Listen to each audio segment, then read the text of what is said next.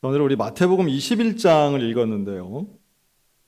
소위 우리가 잘 아는 성전 청결 사건입니다. 자, 예수님이 사실은 성경 전체에서 물론 시니컬한 모습도 보여주신 적이 있고 또 비난이나 또는 저주의 말로 독사의 자식아 이렇게 말씀하신 적은 있지만 물리력을 행사해서 실제로 사람들에게 이렇게 위해를 끼치는 것처럼 과격하게 행동하신 적은 딱 한 번밖에 없어요. 아주 특별한 사건입니다. 이게 아마 오늘날 같았으면 뉴스에 나와가지고 어디 묻지마 폭행처럼 사람들에게 당연히, 왜냐하면 사람이 제일 많이 모이는 성전에서, 성전 마당에서 일어난 일이거든요. 근데 예수님이 상을 막 엎으세요. 의자를 막 뒤집으세요. 와, 이거 참 놀랄 일이죠. 예수님 같이 온유하신 분이 이렇게 일어나. 젊은 예수님이, 물론 예수님은 목수일을 하셨기 때문에 이렇게 연약하거나 비리비리한 분 아니셨습니다. 우리 한민영 목사님 같이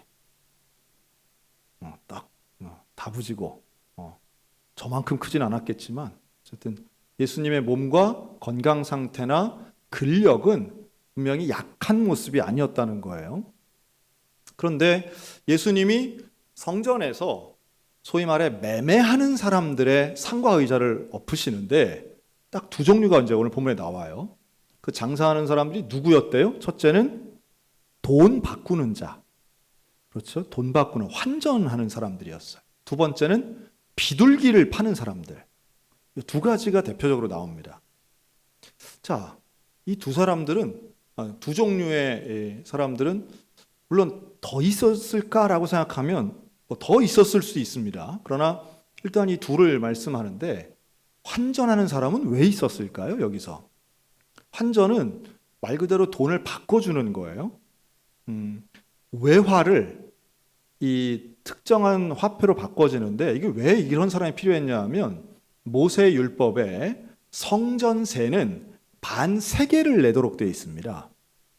반세겔. 카드 안 되고 현금만 되는데 그 현금이 딱 세겔이라고 하는 정해진 주화만 되는 거예요. 그러니 다른 외지나 외국에서 온 사람들이 이 돈을 바꿔야 되는 필요성이 있었던 거예요. 그러니까 지금같이 뭐 은행이 있거나 이런 게 아니고 사실은 이 예루살렘 사람들이 쓰고 있는 화폐로 바꿀 필요가 분명히 있었기 때문에 상당히 필요한 일이었습니다. 성전세를 자기 나라 돈으로 낼 수가 없는 거예요. 그러니까 외국 화폐로는 성전세를 내면 안 돼요. 모세율법이니까. 그러니까 당연히 바꾸는 환전상이 필요한 순간이에요. 좋은 말로 하면 이 사람은, 이 환전상들은 성전에 예배드리러 오거나 성전세를 내는 사람을 도와주는 입장이라고 볼 수 있습니다. 자, 두 번째, 비둘기 파는 사람.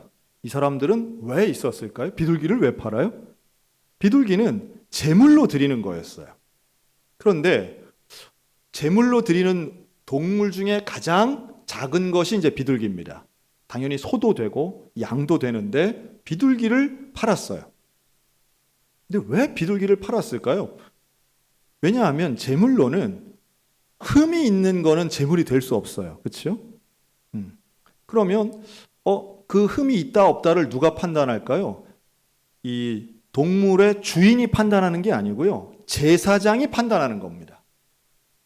아무리 괜찮은 걸 갖고 와도 제사장이 보기에 이건 안 되겠다, 이건 흠이 있다, 그러면 쓸 수가 없는 거예요, 제물로. 자, 그러면 먼 데서부터, 자기 집에서부터 끌고 동물을 데리고 왔는데 흠이 있다고 판정받아서 이거를 물려가는 이 위험성을 가지고 하는 게 좋아요? 아니면 성전에서 파는 거를 돈을 주고 사면, 성전에서 파는 건 다 흠이 없다고 인정되는 것만 파니까 그거 사서 잡는 게 더 편해요. 당연히 성전에서 제사장 인증마크 찍힌 요 비둘기를 사는 게 훨씬 편리한 일이었다는 거예요. 그러니까 이것도 사실은 좋은 취지에서 억지 쓰는 게 아니고, 그렇죠? 제사장들이 억지를 써가지고 흠 없는 걸 흠 있다고 얘기하는 게 아니라 사실은 집에서 여기까지 올 때 그 먼 길을 오는 동안에 얼마든지 흠이 생길 수 있는 거예요, 동물들이. 그러니 여기서 이 비둘기를 파는, 흠없는 비둘기를 파는 게 훨씬 안전할 수 있고 편리할 수 있고 또 제사를 드리는 입장에서도 그게 유용할 수 있었던 거죠. 그러니까 취지는 충분히 공감될 수 있습니다. 그런데 이걸 예수님이 뒤엎으세요. 잘못됐다는 거예요. 자, 여기서 잘못됐다고 하는 건 뭐가 잘못된 것일까요? 야, 환전은 밖에서 해오는 거지 왜 여기서 해? 이걸까요? 야, 재물은 너희 집에서부터 가져와야지 왜 여기서 구해? 이런 것일까요? 그러니까 이 사람들, 지금 이 환전상 입장에서는 이게 생계예요, 생계. 이 사람은 제사장도 아니에요. 이 사람은 생계를 여기에 걸려 있는 것이고 오늘날로 치면 소상공인에 해당된다. 뭐 제가 조금 확대해서 얘기하면 이 사람들도 이거 환전해서 여기서 나오는 수수료 중에 일부를 자기가 가져가야 되는 거고. 그런데 이게 뻔하게 모든 상황과 이유를 아시는 예수님이 이렇게까지 과격하게 행동하시는 데에는 반드시 이유가 있다는 거죠. 자, 제가 두 번째 요 질문을 한번 드려볼게요. 자, 예수님이 이렇게 한번 뒤집어 엎었어요. 그러면 그 다음 날부터는 환전상이 없어질까요? 아니면 툭툭 털고 다시 장사할까요? 다시 하죠. 당연히 다시 하죠. 아이씨, 뭐 저런 놈이 나타나가지고 우리 이걸 이렇게 방해했어 하고선 툭툭 털고 다시 하는 거예요. 예수님이 그거를 뒤집어 엎기는 했지만 그렇다고 해서 환전상이나 비둘기 파는 사람들을 없애신 건 아니에요. 그 일은 잠깐 멈추긴 했지만 계속 유지가 됐을 거라는 거예요. 그렇다면 예수님이 이렇게 뒤집어 엎은 것이 효과적이지도 않아요. 사실은 과격해 보일 뿐이지 그 행위 자체를 성전에서 없애신 게 아니거든요. 그걸 예수님 잘 알고 계세요. 그런데도 이렇게 하셨단 말이죠.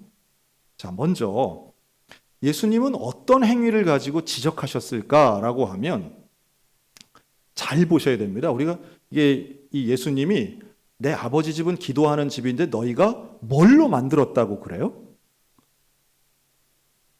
따라할까요? 강도의 소굴.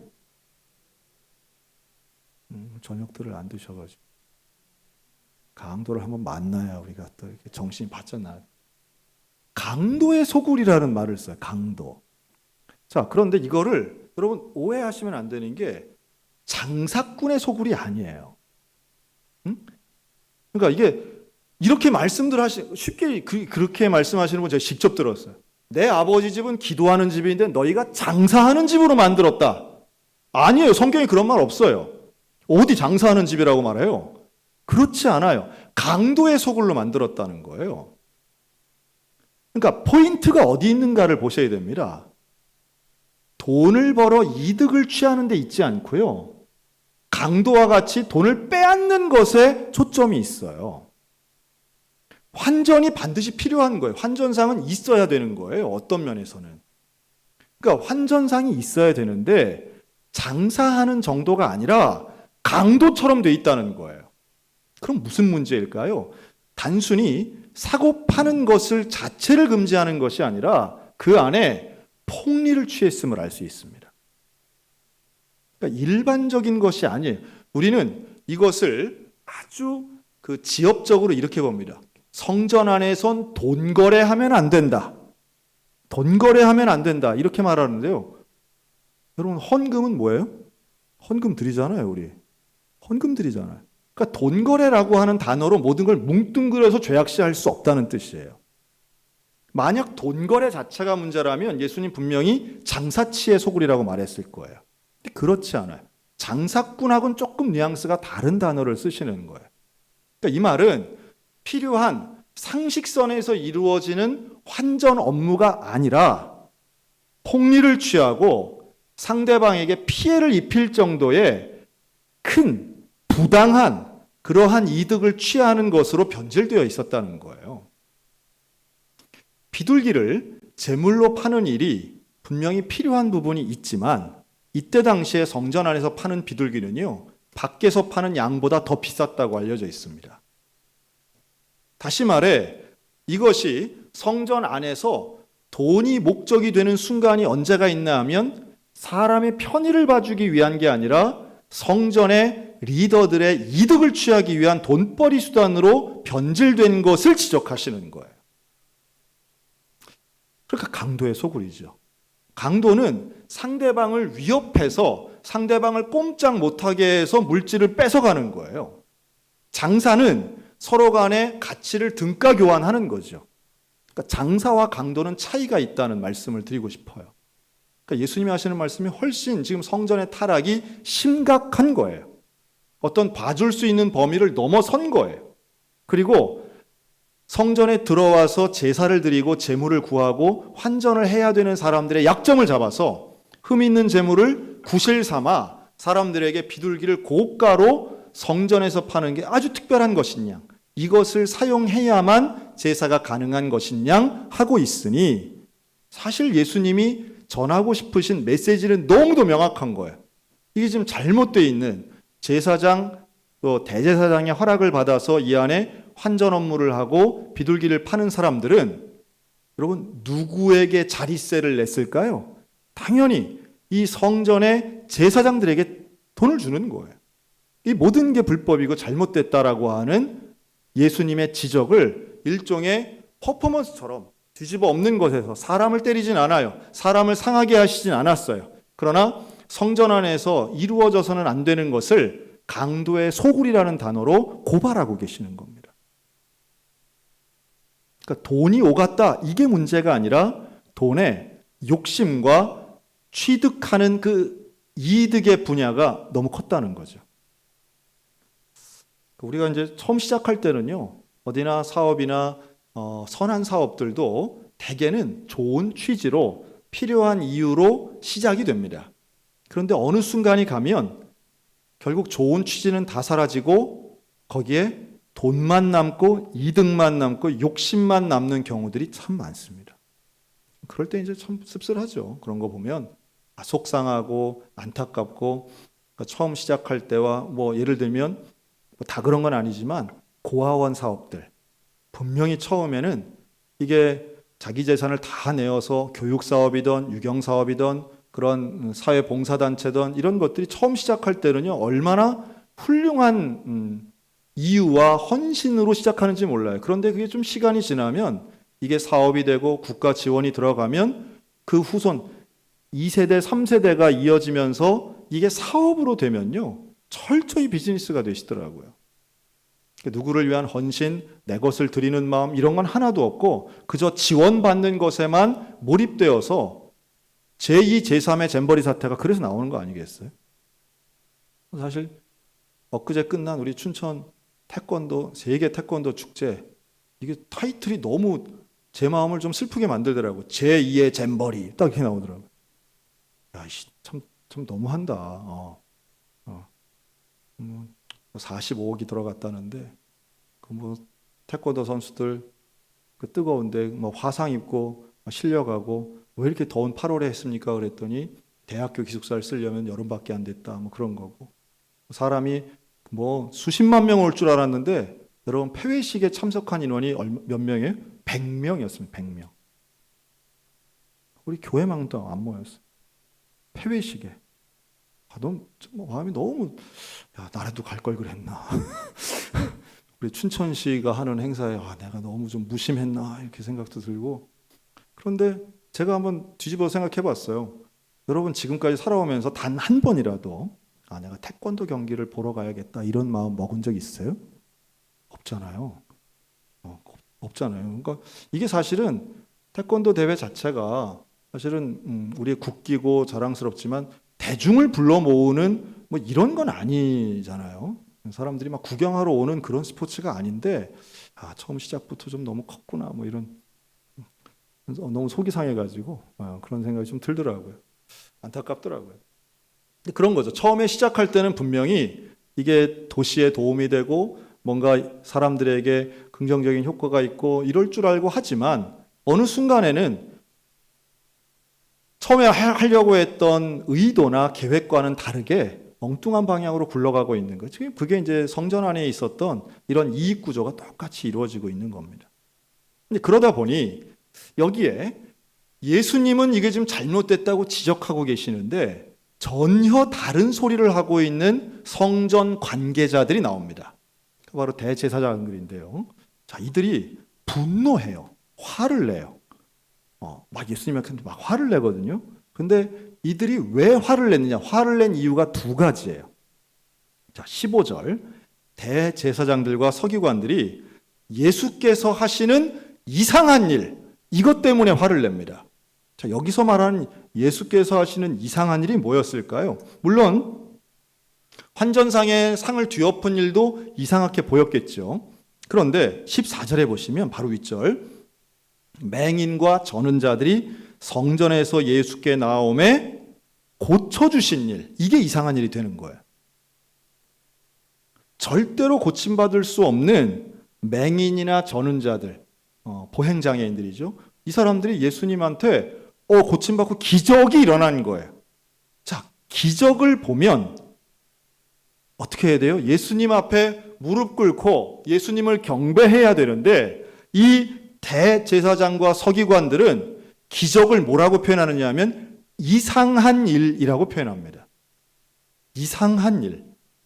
마음이 완악한 사람은요, 기적을 봐도 하나님을 인정하지 않아요. 예수님을 봐도 복음을 받아들이지 않는 것과 같아요. 이건 기적보다 더 어려운 일 아니겠습니까? 맹인이 눈을 뜨고 앞을 보는데 이 사람들은, 대제사장들은 그걸 이상한 일이라고 보면서 어떤 반응을 보이느냐면 화를 내요. 화를 내. 분노해요. 그러니까 기적을 보고 분노하고요. 두 번째는 또 성전에서 15절 소리질러 호산나 다윗의 자손이여 하는 어린이들을 보고 분노합니다. 이건 왜 분노할까요? 성전에 어린이들이 막 와가지고 예수님을 향해서 호산나 다윗의 자손이여 라고 막 노래를 하는 거예요. 찬송을 해요. 이걸 보고 화를 냅니다. 왜요? 왜 저 예수를 향하여 찬송하느냐는 거죠. 여기서 말하는 어린이들이라고 하는 건 무슨 초등학생 정도가 아니고요. 그래도 청소년 이상, 청년, 젊은이들을 이야기하는 건데, 이들이 예수님을 향해서 막 환호하는 거예요. 이야. 그러니까 오늘날로 우리로 치면 막 만세 하는 거예요. 그걸 보고 대제사장들은 분노합니다. 참 이런 거 보면 기득권 세력, 부패한 기득권 세력의 공통점을 우리가 볼 수 있는데요. 하나님의 제대로 된 진리는 거부하고 백성들이 환호하는 것은 분노합니다.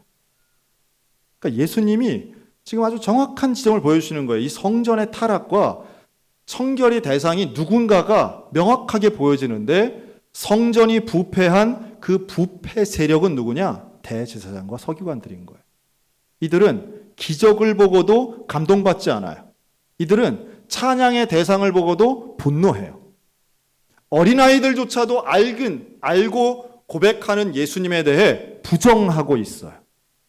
오히려 이들은 자기들의 이득이 되는 환전상이나 비둘기 파는 자들에게 부정적인 이야기를 한 예수님에 대해 미워하는 마음이 더 커지고 있는 거죠. 그러니까 이제 오늘 우리들을 좀 비교해 보면, 여러분, 우리는 어디에 관심이 많을까요? 여러분, 우리는 어디에 관심이 많습니까? 올바른 일에 관심이 많습니까? 아니면 아름다운 일에 관심이 많습니까? 아니면 내게 이득되는 일에 관심이 많습니까? 그래서 우리 생각해 보면 사람은 기본적으로 이기적이니까 자기에게 유리한 것 이런 거에 관심이 많지만, 이 경험이 쌓이고 나이가 들수록 점점 자기에게 이득되는 것에만 예민한 것 같아요. 제가 이번 일본의 오염수 방류 상당히 지금 예민하잖아요. 새벽마다 지금 주여 이거 어떻게 합니까? 기도도 하는데, 근데 이제 오염수 방류에 대해 우리 정부와 중국이 보여주는 게 좀 많이 다르죠, 태도가. 근데 일본은 그러거나 말거나 자기 나라에서 방류하는 것 자체는 본인 주권에 해당된다 이런 해석도 있던데요. 근데 반면 중국이 다른 거보다도 막 화를 내고 이럴 때는 일본이 들어온 척도 안 하다가 뭐에 반응을 하느냐 하면 일본 수산물 전면 수입 금지한다. 이러니까 반응을 보이더라고요. 그러니까 그러면 안 되지. 이렇게 나와요. 그러니까 다른 말에는 하나도 반응을 안 보이던 어떤 국가적 존재도 경제에 영향을 미친다 하는 순간 뭔가 이거 아닌데 하고 대책을 세우려고 하는 변화된 전환되는 모습을 보잖아요.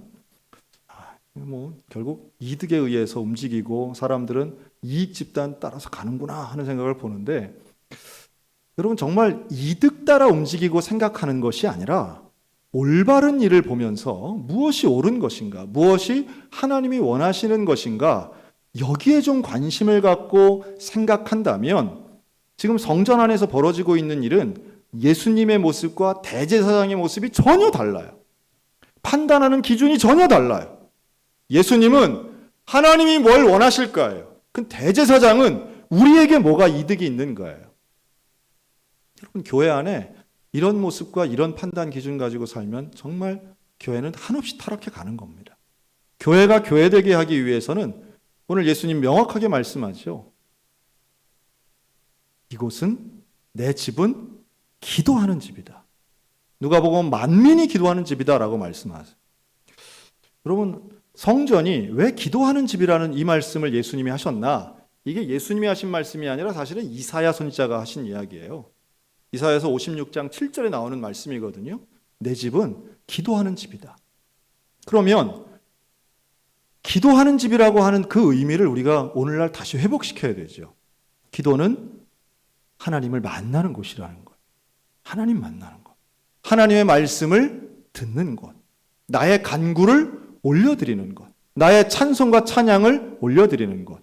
그 하나님 만나는 곳인데 그 하나님의 성전을 예수님은 너희가 이곳에서도 아니고 예루살렘에서도 아니다. 사마리아도 아니고 예루살렘도 아니다. 어디서건 하나님 앞에 예배드릴 수 있다고 주님 말씀하세요. 그런데 여기만 된다?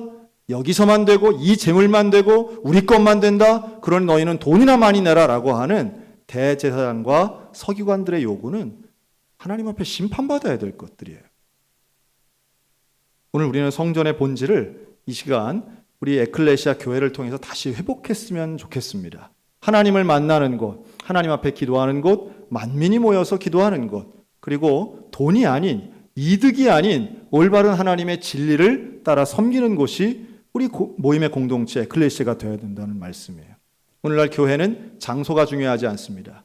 예배당은 장소이지만 교회는 장소가 아니에요. 교회는 예수 그리스도를 믿는 사람들의 모임입니다. 더 어렵습니다. 사실은 더 어려운 거예요. 여러분 우리는 우리가 있는 그곳마다 성전이 되도록 하나님 중심으로 살아야 되는 사람들이에요. 우리가 있는 그곳에서 때로는 십자가를 지는 헌신과 희생의 정신으로 내 개인적인 물질적 이득만 취하는 게 아니라 하나님이 기뻐하시는 정의와 사랑과 인내와 헌신의 열매를 맺는 사람들이 돼야 된다 하는 거죠. 사랑하는 성도 여러분, 우리의 가정들이 기도하는 집이 되시기를 주의 이름으로 축원합니다. 우리 소양교회가 모일 때마다 하나님을 만나는 영적인 기도의 공간이 되시기를 주님의 이름으로 축복합니다. 또 우리 수요일 저녁이든 매일 새벽이든 하나님을 만나는 하나님 앞에 기도하고 주의 음성을 듣는 그런 영적 간절함이 채워지는 교회가 되기를 정말 간절히 기도합니다. 우리의 소원이고 예수님 오늘 우리들 가운데 명확히 말씀하시는 곳입니다. 그렇기에 하나님의 성전은 하나님의 뜻에 나의 뜻을 일치시키는 곳이고 하나님을 만나는 곳입니다. 오늘도 성전 안에서 매매하는 자들 되지 않고 강도의 속을 만들지 않고 오직 기도하는 집 하나님의 성전처럼 우리 소양교회가 이 시대에 꼭 필요하고 하나님의 사람들로 채워지는 곳, 그리고 하나님의 뜻을 이루어내는 곳, 예수님의 마음을 시원케 하는 저 여러분들 다 되시기를 주님의 이름으로 축복합니다. 아멘. 기도하겠습니다.